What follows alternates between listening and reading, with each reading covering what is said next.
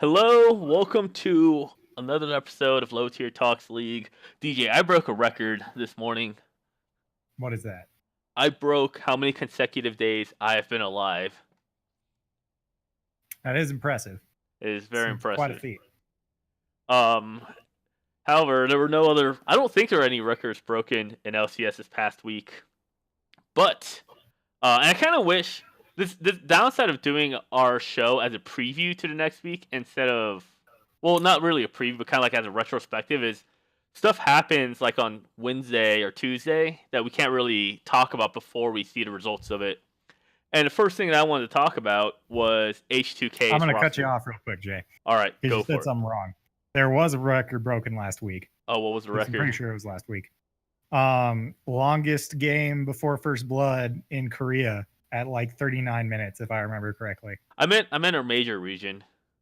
I think the same thing happened in EU actually, except it was like 20 minutes. I remember that one specifically. I remember the Korean one. Well, I got called out. So You did.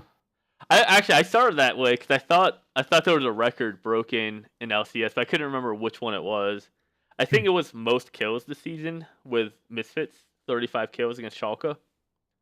But I digress. That can't be right because it's neither Fnatic or Unicorns who also have really bloody games. Yep. So, anyways, I wanted to talk about H2K's roster. For people who don't know, do you want to explain it?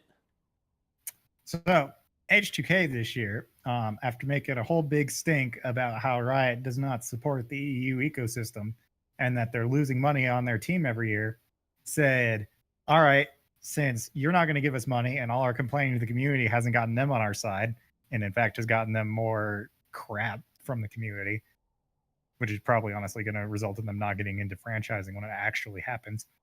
They're like, all right, we're going to do a super cheap team and we're not going to pay too much for it.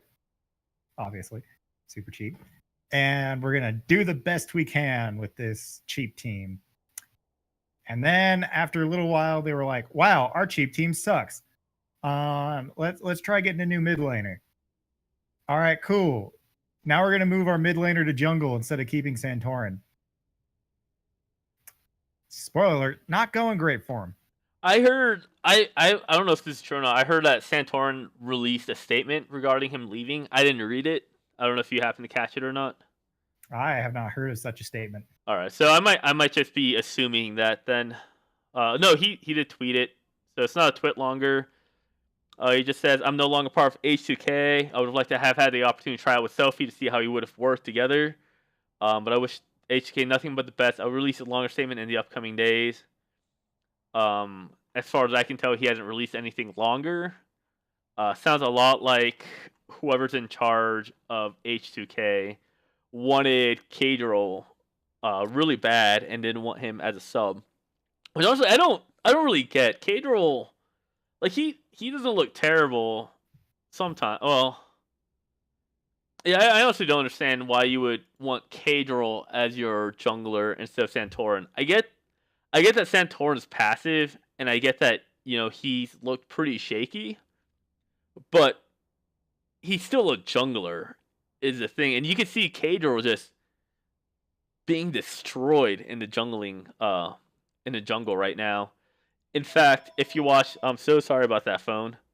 If you watch the Schalke game, he basically didn't have a jungle for like the first 15 minutes of the game because he just got abused. He has really obvious jungle patterns. He has really obvious gank patterns, and I'm not sure why you would want Kadril there anyways. Because if you wanted Kadril as a mid laner, he's not gonna gain anything being the jungle. And as for Selfie's got to be somewhat expensive. And I know a lot of people like to hype up Selfie. They say that his team's been holding him back. He's looked kind of good on Phoenix One, and all of the other teams that he's been on. But there's a reason why he's been on so many teams. I think there's a reason why he's been playing since 2014 and hasn't stayed for longer than just a couple of months on a team. And I don't necessarily think it's a personality issue. I just think he might not be that good. You know, there's only so long you can say that a player has potential before you just have to give up on them. Yeah, and this is the team that beat Fnatic like super early on, I believe. They are, Yes. yeah, week one. So I don't know why you would jump ship this quick. Of course, we got to wait for everything to come out. Maybe they actually, like, maybe Santorin actually was like, nah, screw it, I'm out. Is Selfie an NA import, by the way? He is not. He was an EU import, which is why a big reason why Golden Glue beat him out was because Golden Glue is a NA. Okay, I wasn't sure because of course we saw Selfie a lot. I wasn't sure how that actually went down. But if you look at this team, none of the lanes are playing well, and a lot of Reddit analysts have basically said, well, you know, maybe Santorin's only look bad because the team's looking bad.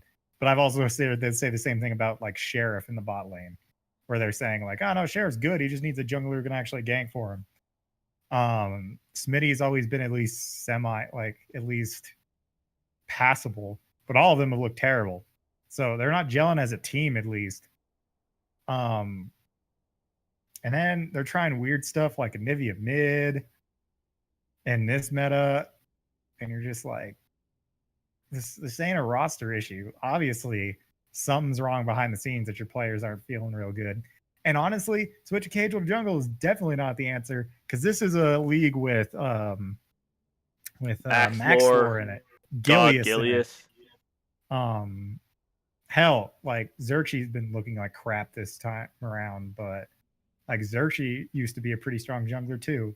Memento has always looked all right, or is looking a lot better actually right now. Like you don't want a jungle sub chilling out where literally every team can go, hey, our jungler's considerably better than theirs. Why don't we just stamp him out of the jungle and it's a 4v5 the entire game? Which is exactly what happened in the Schalke game.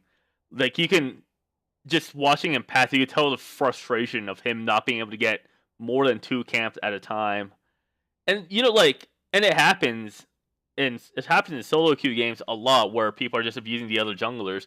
It shouldn't happen in an LCS caliber game because you should be able to track the jungler down well. Even when High was playing off meta for jungler, it wasn't because Meteos was bad at jungling. It wasn't the reason he did was for shot calling reasons, and he learned under Meteos. He practiced. He was solo queue as jungler the entire time that he played jungle, and he knew what his strength and weaknesses was. He would play farm heavy junglers and just keep his jungle warded, so that would enable him. And you don't see any of that from Kadril or the rest of H2K. And you can tell that H2K is a team that they basically built from scratch. Although apparently I heard, even before all of that came out, H2K was planning to build a roster around Kadril, which again I don't understand. So if someone could explain that Kadril joined January 3rd of last year, so he's been there for a while. I mean, he left and he rejoined, but I don't know. It just boggles my mind why they thought that was the call to go with. So do you think there's any hope for H2K? And you kind of touched on this earlier. Probably not, because UOL has looked better in the last couple of weeks. Or last couple of weeks, I should say last week. They had a very strong showing against very strong teams. Like a lot of people are saying during their Fnatic game, like they're playing really good against Fnatic, even if they're losing. They're playing good against G2, even if they're losing. Splice can at least beat them. Like we've already seen Splice beat them. Splice will probably beat them again. And those are the two bottom teams. There's no way they're beating like Giants and Schalke unless they get like a super one-off, like we cheesed our way to victory sort of thing. And honestly, I don't think their players are good enough to get a cheese win off right now. Yeah, go ahead. And that's the thing with their win against Fnatic. Is Fnatic was significantly weaker. They were having all sorts of issues early in the season, early in the split. And it seems like they fixed a lot of that a lot of that now, but I kind of want to transition from H2K because you mentioned it, you knew I wanted to talk about it, to Unicorns of Love. I think last week was the hardest week that they were going to have all split. They had to go against Fnatic and G2 in the same week, which is just insane. They were one bad team fight. Well, they threw the game against Fnatic because of one bad team fight. After they just secured Baron, they just got the gold lead. They were applying all of this pressure against Fnatic. And even in G2, they had a pretty sizable lead earlier into the game before they weren't really able to close out. And I think that's what Unicorns are missing, is the ability to close out games. But I think they've been looking a lot better considering their, let's be honest, dumpster of a roster as well. Do you agree with that? Do you disagree? Yeah, it's pretty evident. Like, there's not much they could do at this point. Like, he's not. We've seen off brand junglers. Like, it was a meme last season with Skara in on the Delta team? Fox team, where like even with someone putting in a lot of effort, like trying to learn, it takes a lot of time. And especially since they got rid of their previous jungler, so there's not somebody to teach him how to jungle better, he's not going to do great in there, and it's just going to make the rest of the team fall. Like, if you're playing the game without a jungler, and in a meta where everyone needs to scale, and we're seeing a lot of junglers either go the scaling route and farm heavy, which he couldn't even do because, of course, the enemy team just shuts him down in the jungle. Like, he played Zac, couldn't get any camps. Zac can't scale the super tank. He's useless. But we've seen other teams picking like Kha'Zix and other early game stuff to try to just like be a bridge into that low late game teams. Well, if all your lanes just get stomped in and the enemy is scaling just the same as you, you're not going to be able to play. Yeah, I think H2K right now are just kind of in a bad position. I mean, with the roster that they have, they're not even going to be able to sell their spot very well. Just given their reputation, they're basically trying to act like TSM did last year with the whole franchising thing, but without the power that TSM has. TSM's been in the league since season 1. They're friends with Riot Games. They contribute a lot to just everything. H2K is still fairly new. I remember watching the season that they started, their first season. And while they were impressive and they were fan favorites, a lot of that had to do with their players. No one, as far as I could tell, at least, no one really liked the owner of H2K, and everyone's really into Prawley. They really liked people like Forgiven or Ryu, Febiven, Yankos, Vander, Odo Omne. They had great players, but I feel like ever since the whole Sven-Skaren fiasco, their brand just kind of went down, and people still like the players, but they don't even have that anymore. But there was that YouTube show that H2K had that they're not even doing anymore because, like, who would watch it? Because there's no focus on the players anymore. Maybe now that they have Selfie, it might come back, but I doubt that one player is going to make that interesting enough to actually sustain that. And they've tried appealing to the community. The community, like I said, has shot them down and said, no, you're just whining. They don't have any other big orgs behind them going like, hey, yeah, no, we're really doing really badly here. We need Riot to step in. Every other org's just kind of been like, nah, they're just kind of whining. And Riot's going to treat it like that. Obviously, with this whole cheap season, they were trying to do another, hey, look, we aren't winning because we can't afford because Riot don't give us money. And the community's seen through that, and the community just constantly bashes them for that. And like I said, if EU goes to franchising, Riot's going to look at all of the crap they tried to stir and go, we're not going to let you in because you tried to screw with us.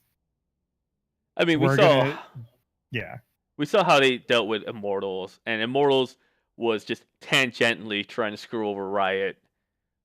they didn't call out Riot. They didn't do any of this stuff. All they tried doing was start another esports in the same city. H2K has been calling out Riot. They've been threatening to pull out, only to show that they're not actually willing to pull out. Because Riot didn't change anything. They just said, "We're sorry you feel that way. We hope that we can change your opinions." And H2K is like, "You know what? We'll take it." Um, but I want to move away from H2K. I want to talk about um, teams that look better than their standings and teams that look worse than their standings. Obviously, we talked about Unicorns of Love a little bit, and how strong they've been looking this past week. Do you think that momentum is going to continue? I think so. I think they're finding their groove. It's still going to be difficult for them. They have many strong teams ahead of them, but like I think they can, win against Rocket. I think they can win against Giants. I think they can at least give a fight to Schalke, but those teams are going to be steadily improving as well, hopefully. So we'll see. Like every team in the EU has like shining moments where they play really well against who you would classify as the top teams. That's fair. So you can't really like discount anyone, and well, except for you, or except for H2K. Obviously, we just spent like an hour ragging on how they suck, and Splice obviously still doesn't look really good. They haven't looked like they're improving. So yeah, so here's I think. Oh, go ahead. Go ahead. Nah, I was done basically. So here's the thing: when you look at the standings right now, you've got Vitality solid number one. I think they're going to remain number one throughout the season. Then you've got Fnatic, G2, and Giants at 5 and 3. And of those, Fnatic and G2 are on the upswing, whereas Giants are kind of on the downswing.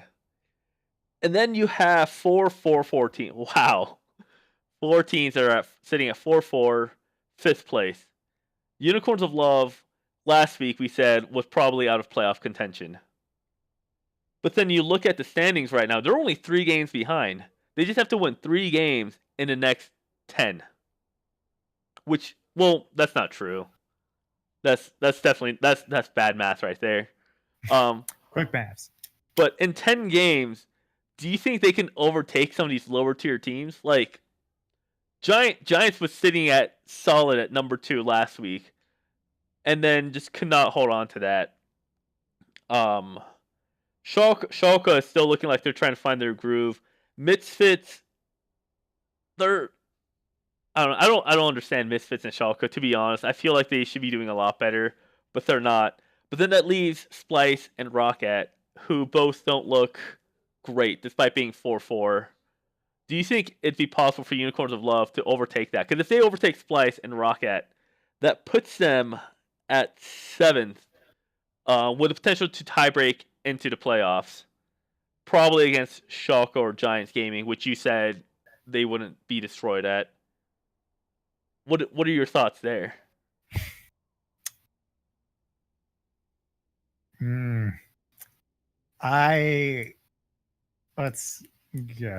lord. I don't think they can. I think they have far too much of a deficit. I think basically what they're going to do is they're going to play spoiler to somebody. They're going to make it so that one person does not make it in. At this point, that could be Schalke, that could be Giants. Hell, that could be Rocket at this point, as crazy as that sounds. But like, if you're asking me which, because there's 10 teams in the ULCS, you're gonna ask me like which 6 teams are gonna end up in playoffs. Like, it almost seems certain at this point that it's Misfits, Fnatic, G2, Vitality, and then it's basically a 3-way run between Giants, Rocket, and Schalke, which 2 are going to end up. And if we're gonna go by history, I think Rocket's going to be the one that ends up missing out. But yeah, like I just think it's way too big of a deficit. Like it's way too big of a deficit because we're crossing the midpoint here next week, and they're 1-7. Like, what there's still going to be other teams that are going to be winning and busting up their stats. Like with such a big tie, I don't know if they can actually, like you say, it's only 3 wins, but like let's look at their schedule next week. They go against Misfits and Giants. Could they take a game off Giants? Sure. They take a game off Misfits? Honestly, probably, because Misfits drops games randomly. You go to the weekend after that, they're against Splice. They can win against Splice. They're against Rockhat. They might be able to win against Rockhat. There's their 3 wins, basically right there. But that could also be 3 more losses. I mean, after that, they get a free win against H2K, probably, and then they go against Schalke. And then I think their last schedule is all top teams. So if they're going to try to make a run, they're going to have to go against really strong teams to get that run through.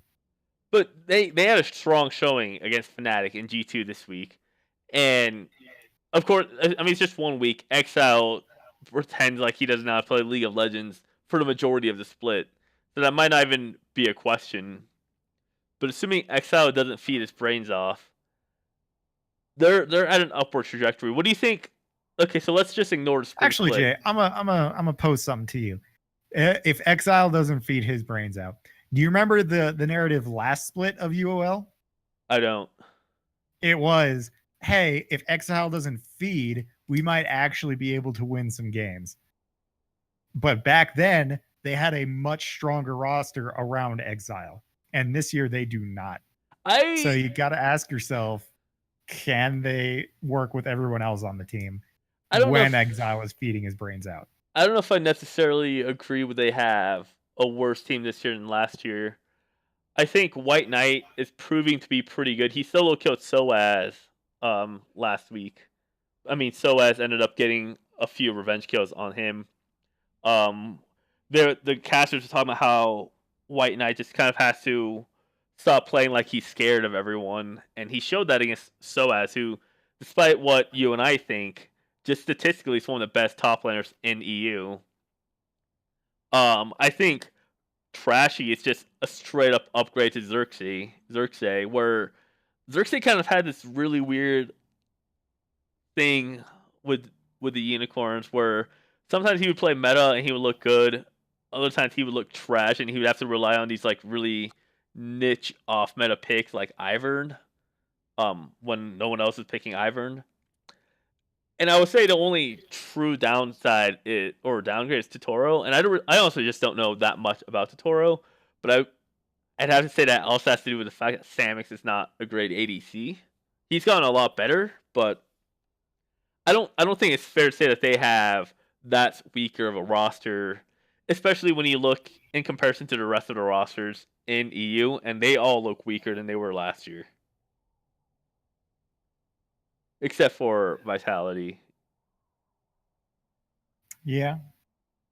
But let's take a bigger look, because honestly spring split doesn't matter that much in the grand scheme of things.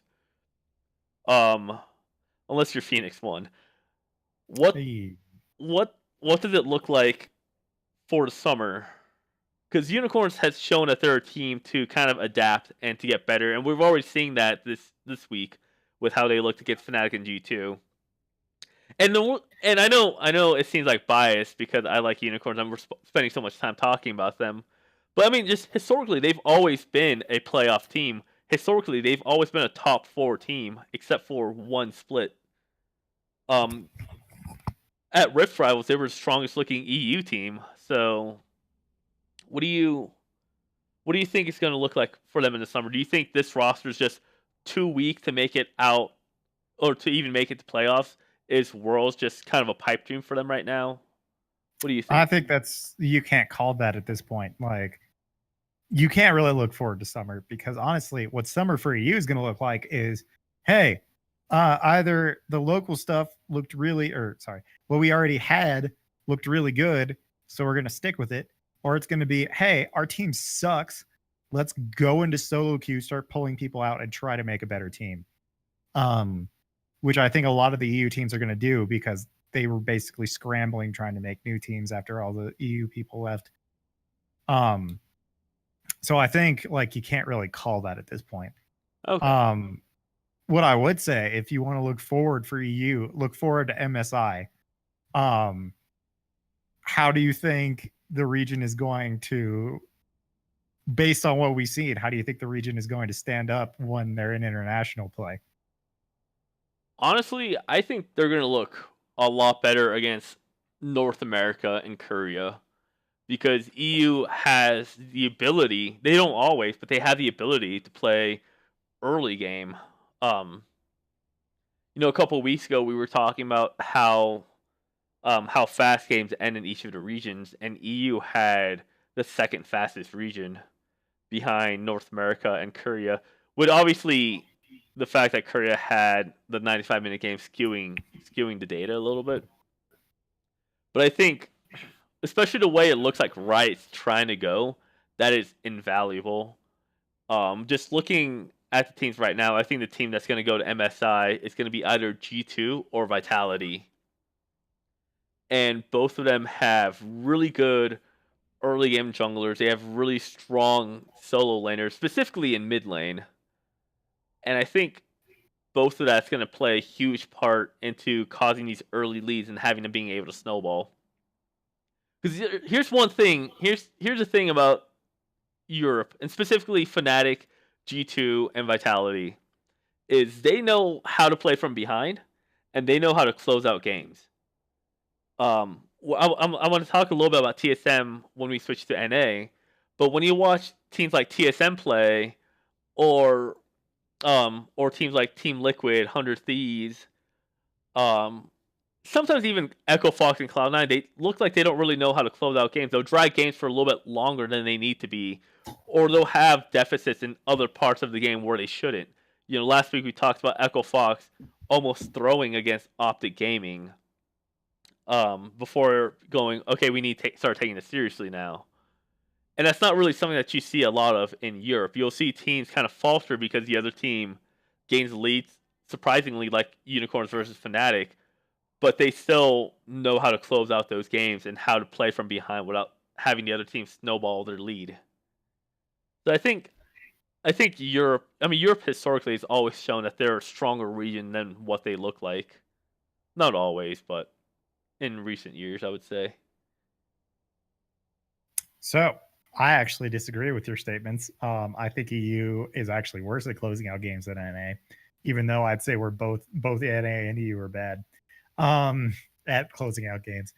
Because I just have to look at Vitality's game this last week with 3 Barons being pulled before the game ended. But I think that's going to be more of a conversation we have towards MSI. I think another conversation that we're going to have closer to MSI is there's a couple patches in between then and now. And we're getting a rather big mid lane itemization change coming here in a couple patches. So I think we're going to come back to the strength of mid lane here in a couple weeks. But for now, we should go over to NA and talk about what we want to talk about over there. All right, so things that I never thought I would say this split. TL went 0-2. And you know who else went 0-2? No. Counter Logic Gaming. That doesn't surprise me, though. I believe they went 0-2, actually. I'm going to fact check myself. Yeah, CLG went 0-2. As far as I can tell, no other team went 0-2 this week in North America. And that would be wrong. 100 Thieves did as well. And yeah. So those are the only 2 teams that went 0-2 this past week. 3 teams. 100 Thieves is kind of a surprise, but I think I'm pretty sure I mentioned this before, where 100 Thieves remind me of early FlyQuest, where they just get by because they have better communication, and as other teams get better at that, it's going to be harder for them to look great. But Team Liquid and Counter Logic Gaming, COG obviously had a weak start to the split, but it looked like they were really starting to rise up and get better. And then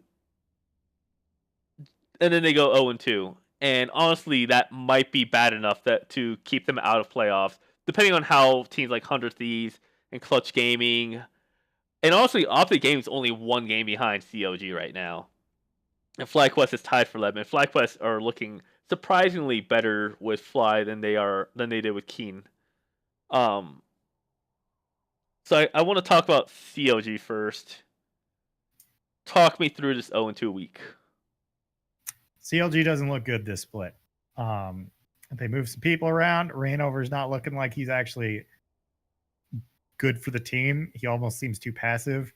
It looks like losing their shot caller, surprise, surprise, is really hurting the team. Hell, like CLG lost this week with, I believe that this was the Optic game. Yeah. CLG lost again with Aurelion Sol in the mid lane. Like something that they like that international teams respect He on. Like they ban that against He, and yet it's let through here, it's abused. And even with like a lot of good roams, which admittedly, like watching the roams from that Optic game, admittedly, like some of those were close. Like one more tick of damage in that first gank would have gotten them both Acadian and Zig. Or wait, yes. Wait, who's the top lane for crap? For Optic and Zig. I think it might be Zig. It is.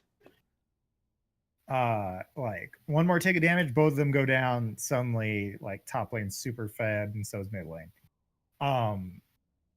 But yeah, they just like they did once again. We're seeing CLG. Oh, they're doing all right early, and then they just have nothing mid and late game.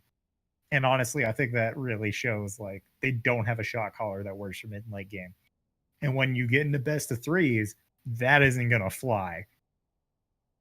They're gonna get into a game. They're gonna lose 0-3 because they're gonna get behind on at least one of those. There's gonna be many times where they're not gonna be able to balloon their early lead and look good, and they're just gonna lose.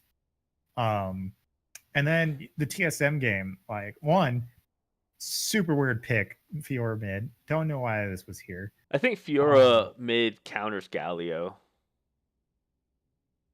Until he ults away and gets his team kills, and you can't follow him because you're Fiora. You might be able to kill him in lane, sure. Good for you. Yeah, like the thought behind it is maybe you could take his tower fast enough while he's gone. Actually, I'm pretty sure the thought behind it is having two split pushers between Fiora and I want to say Gnar was what Darshan was playing. Gnar? No, he's playing Vlad. So both of them are pretty strong split pushers, pretty strong duelists with pretty good sustain. And I'm pretty sure that's what they were trying to go for.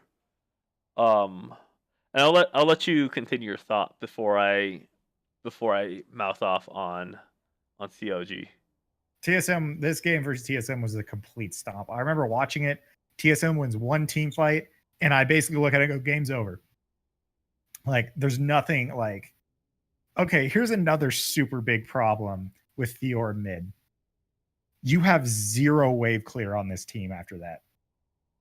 Like, you have Vlad, yes, but he's supposed to be in a side lane pushing. And you his don't want wave clear is not wave clear great. for sieges. Like Fiora can't wave clear, Kalista can't wave clear. Obviously, Alistair's not going to do it. Sejuani's going to do it. You go on the back foot, you lose the game, and that's exactly what happened. They lost a team fight mid. TSM got Baron, and you just watched them push. Like, take one turret. Okay, switch to another lane. Take another turret. Honestly, if TSM wasn't so crap at ending games, TSM could have just pushed up mid and just won. Because even like on the analyst desk, one of the things they point out was CLG doesn't want a team fight. CLG wants to split push. So honestly, like TSM played it too safe, and then they shouldn't, but it's TSM right now, and TSM, even in a game they're winning, can't seem to actually play proactive. So it took them a little longer than it should have, but at that point, like they lose a team fight, they get Baron. I was just like, game's over. They can't stop TSM at this point, and that's what we saw. And so CLG is playing these teams that you're just kind of like, I like how Marks put it. Is it looks like they have a plan, but it looks like every other team sees that plan too, and they counter the plan, and then CLG is like, "Well, we lost." So here's a big problem with CLG, and it's a problem that other teams have too, but other teams are able to mask it better because they have better other aspects. Is Hui gets 2 solo kills on Hanser. Um, yeah, he gets 2 solo kills on Hanser, and he burns Hanser's stopwatch. All 3 of them were solo duels. Meanwhile, while this is happening, Vladimir's on the opposite side pushing against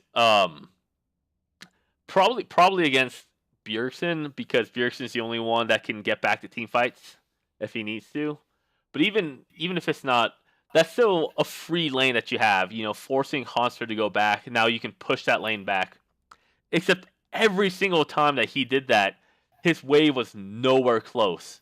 He couldn't capitalize on that. There's one point where Hui's waiting inside of the lane bush as Hanser is pushing to the turret, and then he comes in from behind to kill Hanser, and he will chase Hanser all the way down instead of just forcing it back, which is still 8 seconds to go back plus 20 seconds to get back to lane. That's still a significant amount of time. Granted, it's not as much as killing someone, but you can still push the lane out from there. And that's just that comes from poor shot calling. That comes from Reignover not knowing what to do. And honestly, I don't think Reignover is the problem of the team mechanically. I know he's not looked great, but I think he's serviceable. There are some games where Reignover looks like he's doing really well. But honestly, you need to get rid of either Reignover or you need to get rid of Biofrost, and you need to get someone in there that can help them end games, that can help them say, no, stop chasing him. You need to push the wave. We need to play around these side lanes. That's what we drafted for. We can't just get picks, because picks aren't going to do anything for our team comp.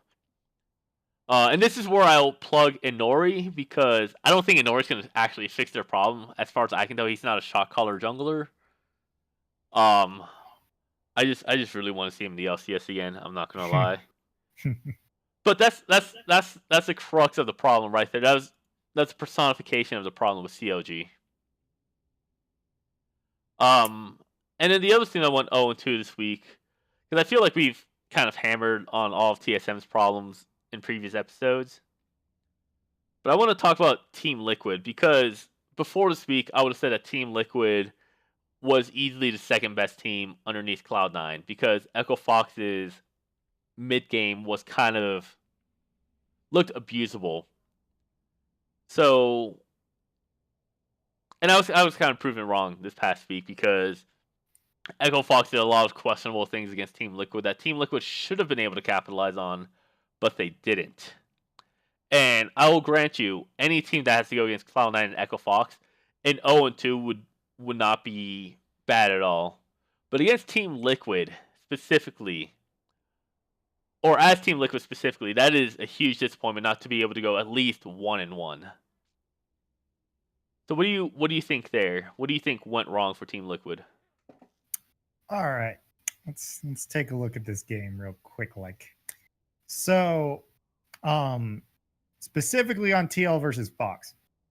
I said this during when we were watching the game. I do not like double lift on Kog'Maw. I don't like it. I think he plays the pick way too aggressively.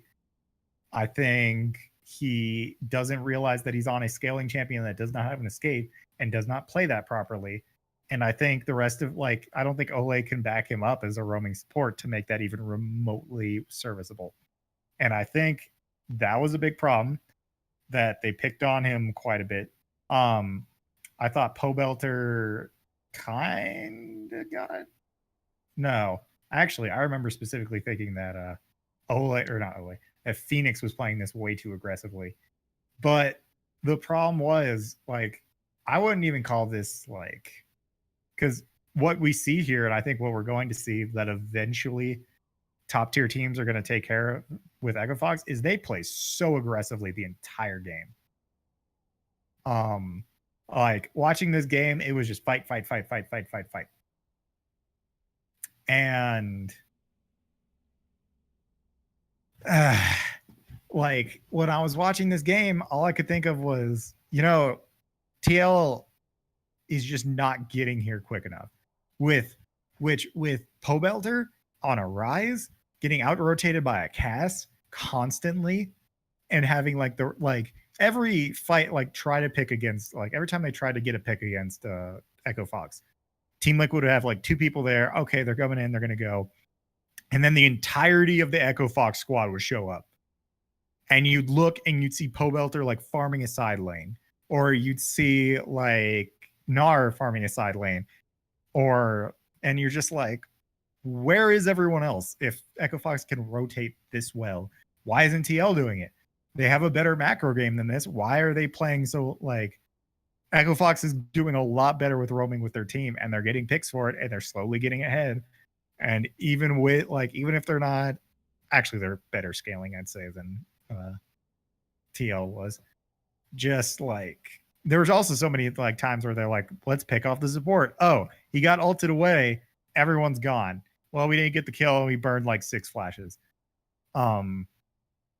It just seemed like there was a lot of macro mistakes on this one. I think out of the two, this is going to be the one they go back in and watch scrims and they're like, what the hell are we doing? Where was the communication this game? Inversely, we look at the C9 game, and we were super looking forward to this. We were like, hey, C9, Pobelter's looking a lot better. Maybe that's not a big of a gap between him and Jensen. And I watched the interview with Jensen for this game, and I think he put it really well. Is just that Pobelter picked Talia, and then he didn't roam with it. So I just destroyed him as Corki every time I saw him. Xmithie seemed to have an off game on Gragas with this one too. And I haven't really liked Impact's Gangplank this season either. I feel like he's not landing those combos as well. It just might be enemy team comms, but I'm kind of about it. And honestly, I think Impact is not really a carry top laner. That's why Cloud9 ran with Impact and Ray last year. He's more of he looks really impressive on tanks, which is stupid to say, but he looks really impressive on tanks. So it's kind of weird that they're forcing. Well, I guess when you have Impact and Xmithie, you're kind of pigeonholing one of them to do carry stuff. Yeah, I don't think this is a super bad influence. I think this is going to be a week where Team Liquid goes, man, we suck. We need to fix this, this, and this, and they'll be a little bit better. These are still best of ones. The real test will come when you see how well these teams adapt in best of fives. But in the end, this, you're gonna have to do best of ones of worlds. You guys better get better at it. You got to fix some of your problems because you're showing that you definitely have stuff that could be abused, and if other teams pick up on that, if you don't fix them, you'll lose. At least the only thing I'll give TL is that they do look a little better in closing out games than a lot of the other teams in the league.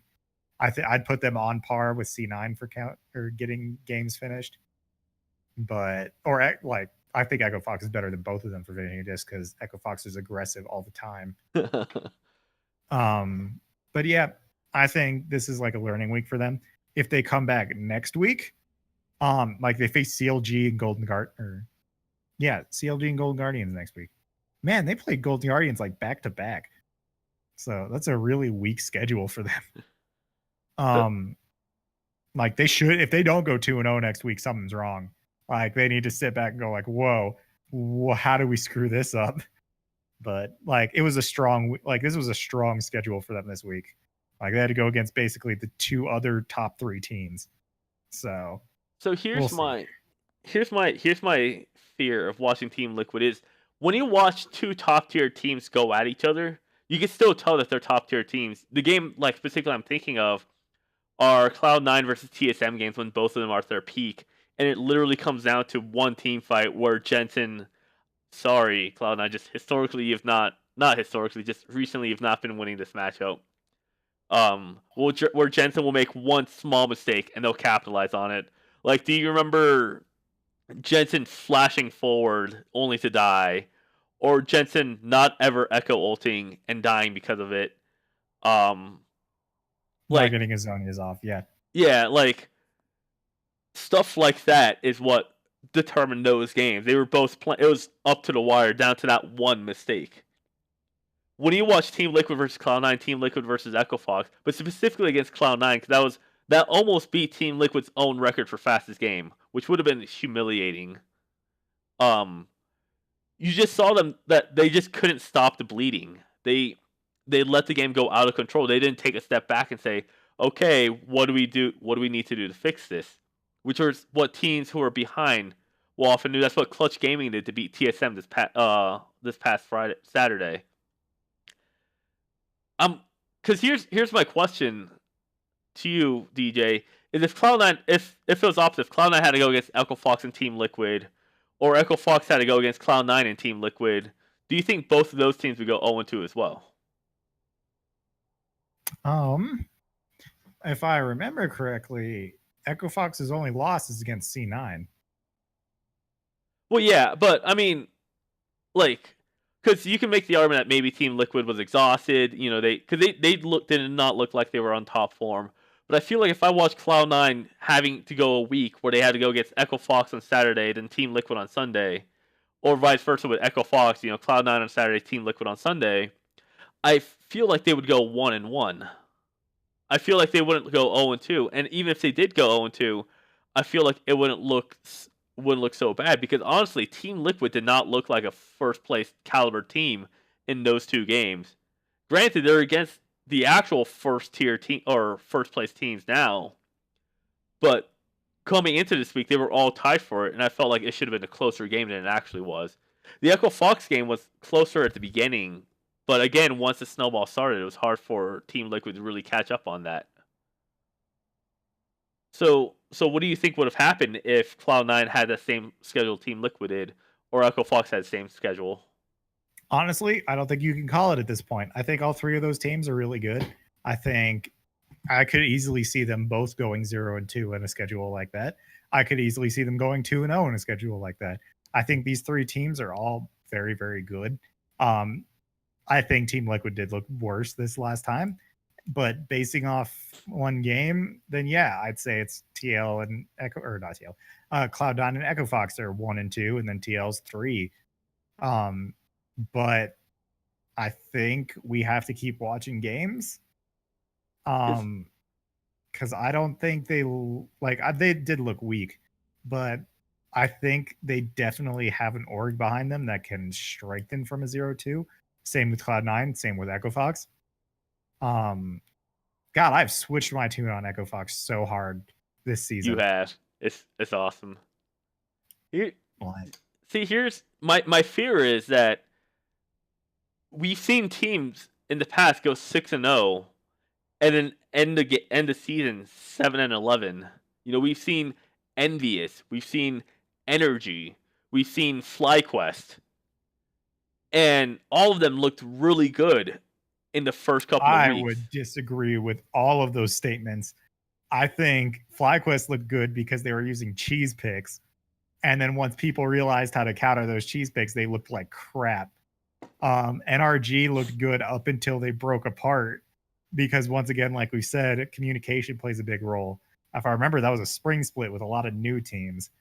Yeah, no, I would completely disagree. I think those are like specific situations where like these were all right teams that did good because of a certain thing, but they never had talent on them, and they never had orgs behind them that could like keep that going. But what about Envious?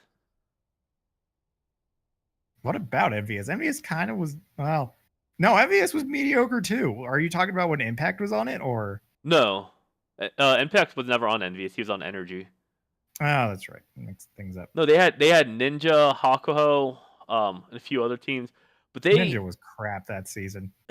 But they started off the season like 6-0, 7-0, something like that, and they ended the season on. Did they end the season in 6th place? Yeah, barely beating out frick, what was they called? They were called Apex. Apex. That's right. Barely beating out Apex.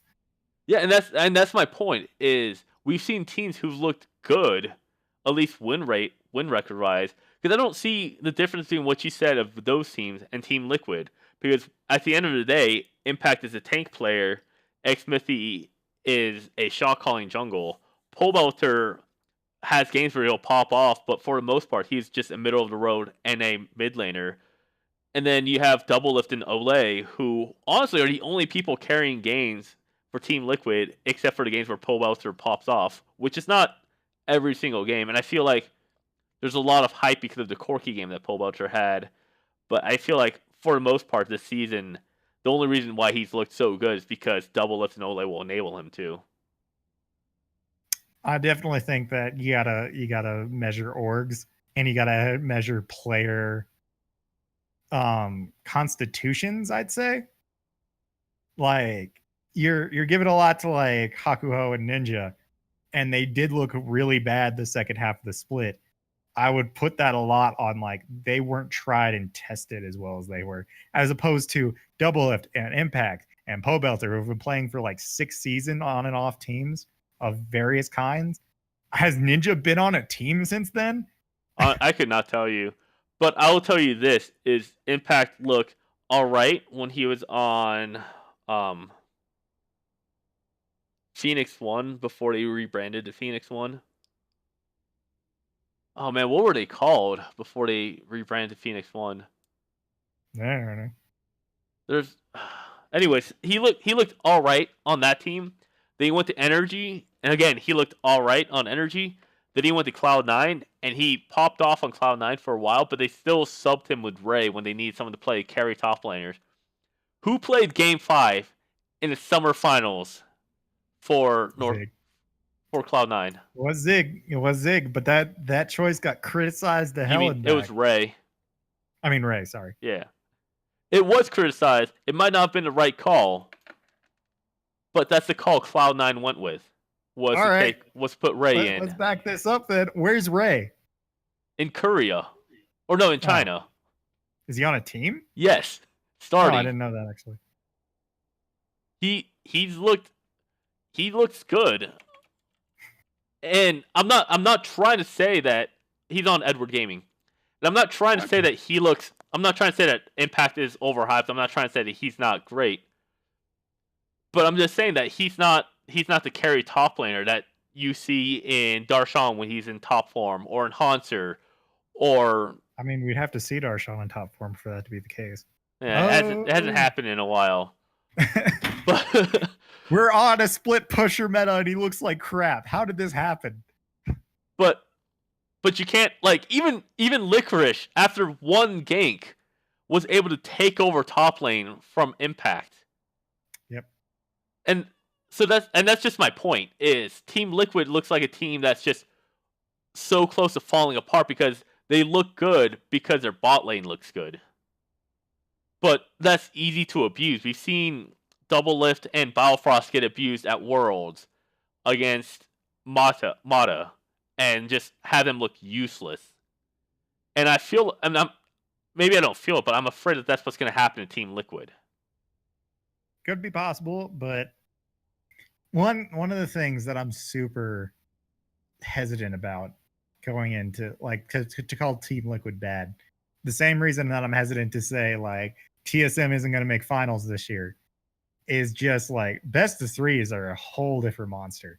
Like, I think C9 is really on track to winning this split.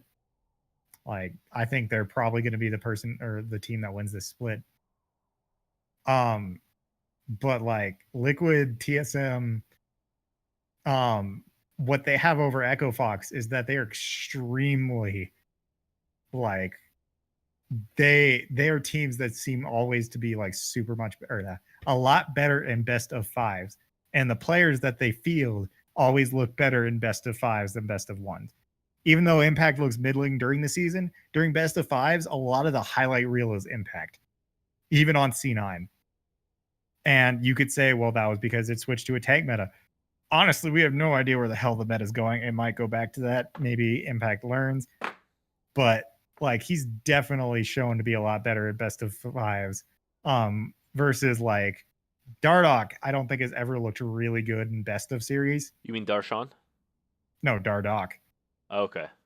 I don't think Dardoch has ever looked super good in best of five series. I think Phoenix, honestly, I think Phoenix has looked great this season, so I can't really crap talk him. He has a lot of experience under his belt. Huni at the same thing. He looks better in best of fives. At the same time, you go like bottom Altec, not super well versed with that. I think the top like 6 is going to be really fun to watch. I think Freak has it down with like there are 8 playoff contention teams in this. Sorry, 9 playoff contention teams in this like NA bracket. No, 8. No, 9. Okay, no, I'm right. God. Oh my gosh. Yes, and then of course, which was a diss at Golden Guardians, but like Who it's won? true. Like there's a lot of good teams in here, and I don't think Liquid's gonna fall to the bottom. I think like maybe TSM gets into form and takes their spot in the top 3. I still think they're top 4. Here's okay, and I don't want to make it seem like I think Team Liquid's gonna be worse than Golden Guardians or Optic Gaming. I think Team Liquid is still easily a top 5 team. I think 9 out of 10 times if they had to go against 100 Thieves or Clutch Gaming or TSM, that they would win. They would win those games 9 out of 10 times. I'm not saying that I think they're gonna be bad. I just think what I'm saying is that they don't look dominant. They're not the number 1 team in North America like Cloud9 and Echo Fox are proving to be. And that's all I'm saying. I think they're good, just not great. So are you afraid that like they're going to be abused in international competition if they go? I'm afraid they're going to be abused in playoffs.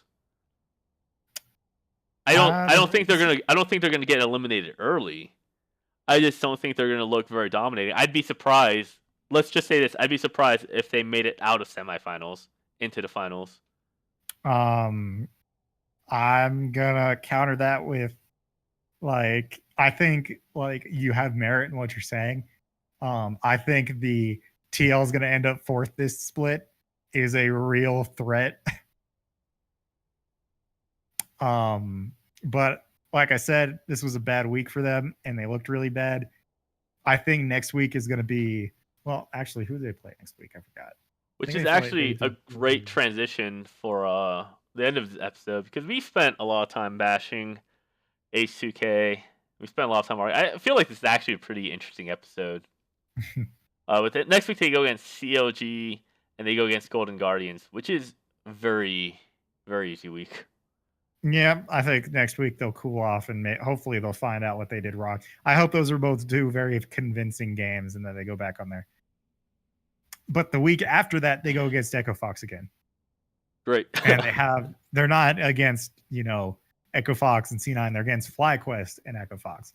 So like that will be a like one middle of the road team and one top tier team. We'll see how they've adapted in the 2 weeks since they played. If they can't bounce back, they can't bounce back. They're probably going to end up 4th.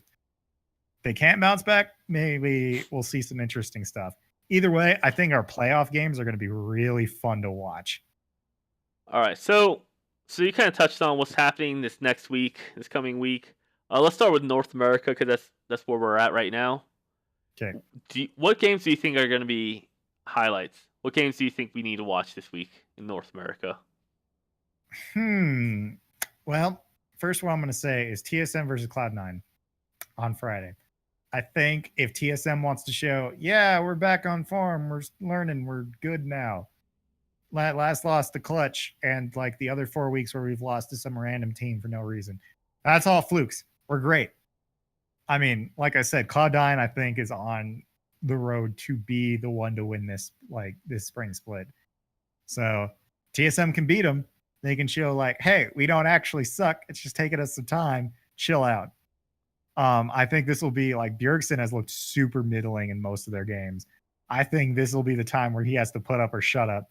Because honestly, if he gets like completely creamed here, I think you can make the argument that Jensen is the best mid laner in NA. I honestly think you can make that like right now in that statement. But we'll see. I think that's going to be a good game. As for Sunday, As for Sunday, Cloud9 versus Echo Fox. this is the game we want to see again. Or yeah, no, this is the game we want to see. I don't think we've actually seen this one yet. It's the game we want to see. Let's see who top No, team we've is. seen it. We've seen. Oh this yeah, game. because they're the only loss. So yeah, this is the one where it's like, hey, let's round 2. Let's see if it's as easy to see and it's Cloud9's gonna whoop them, or if things are interesting in the top 3. Echo Fox won the first time around. I thought they lost to Cloud9. I thought that was their only loss was to Cloud9. I'm pretty sure Echo Fox's only loss was to COG. Am I wrong? Well, we're gonna have to go. Nope, because their only loss is to CLG. You're correct. So they must have been beaten Team 9 or C9 at some point. They did. I remember. Cloud9 looked pretty impressive. I'm on the right week. So I disagree with the Cloud9 versus TSM game. Here's the thing: is TSM had like a 10K gold lead against Clutch Gaming. With a team that's supposed to scale into the late game. Maybe not as well as Clutch Gaming's, but when you're 10,000 gold ahead, I feel like you hit the late game so much faster, and they weren't able to close it out. They were able to close out against COG, and that was a team that specifically drafted to not be able to win team fights. So obviously, it's not going to be that hard to win a game against that when all you can do is team fight. So basically, we have a game of a team who doesn't know how to close out versus one of the best teams to close out games in Cloud9. I don't think that game's going to be that interesting. I'm really curious to watch the Liquid versus COG game. This has to be the week that both of these teams have to bounce back from. If COG wants to be in the playoffs, with how close Optic Gaming comes to winning games, and Optic Gaming honestly going against Golden Guardians and FlyQuest, who are two, in my opinion, weak teams, I don't see a reason why Optic Gaming couldn't go 2-0 this week. So COG has to start putting up the distance there. Sunday's game, obviously the Echo Fox versus Cloud9 game is going to be really interesting. And I'd be interested to see the 100 Thieves versus COG come back for the same reasons I was excited to see COG play on Saturday. And then, wow, TSMSCO against Clutch Gaming again so soon. That's really funny, actually. I'd like to see that game. TSM really needs to start showing that they know how to close things out, and I'm not seeing that. But let's go on to EU. What excites you about EU? Not much excites me about EU. Team Vitality versus G2 should be a fun game. Like we were saying, if UOL could take a win off Misfits here, there's a real chance that they can actually make a playoff run. But yeah, Vitality versus G2 on the first day. Misfits versus G2 on second day, probably. I think like you're right. This is the middle of the season. I think a lot of those 4-4 teams need to come forward right now and go like, nah, we don't suck. We just had some trouble. We're best of ones aren't good for us. Let's go. So, but yeah, I think those will be at least interesting. Every week has games that have a lot of implications for playoffs. That doesn't necessarily make it interesting. I think Splice versus Giants is going to be kind of fun to watch just because both of those teams recently have been underperforming. I want Vitality versus G2 to be good. It's hard to see G2 closing these games out. They're just so inconsistent. And same with Misfits, and same with Fnatic. Actually, the Fnatic versus Schalke game might be pretty interesting. Excuse me. I'm obviously interested in the Unicorns game just because I like both of those teams, and I want Misfits to do well. I am in love with Max Lore, and I'm in love with Hans Sama, but they just looked terrible last week. It's another team that went 0-2. And on Sunday, honestly, there's not much here. Schalke versus Rocket's going to be the team to see. It's going to be the game to see which team's less disappointing. And Misfits versus G2 used to be a really interesting matchup. I don't think that's the case anymore. So that's that's basically it. I think there's not. I don't know. Honestly, with EU, if you should just find a team that you enjoy watching and just watch it because they're so close right now. Basically, besides Vitality and H2K, which are clearly the best and worst teams respectively. And I'll even throw Unicorns into H2K until they prove that they can win games.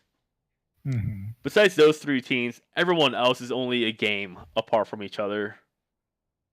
And that makes it really exciting. So I think if you're a fan of EU, just find a team that you like and just cheer them on. Yeah, seven of the 10 teams are 5-3 or 4-4, and that's not good when only 6 teams can make it to playoffs. All right, and with that, this is our longest episode yet. Hoping it be our shortest. Sorry about all the background noises that's been happening this episode. I haven't heard anything, Jay. That's good. There's just lots of activities happening. We'll see you guys next week. I've been not checking the email, so hopefully you guys are sending stuff. But until then, I will see you guys later next week.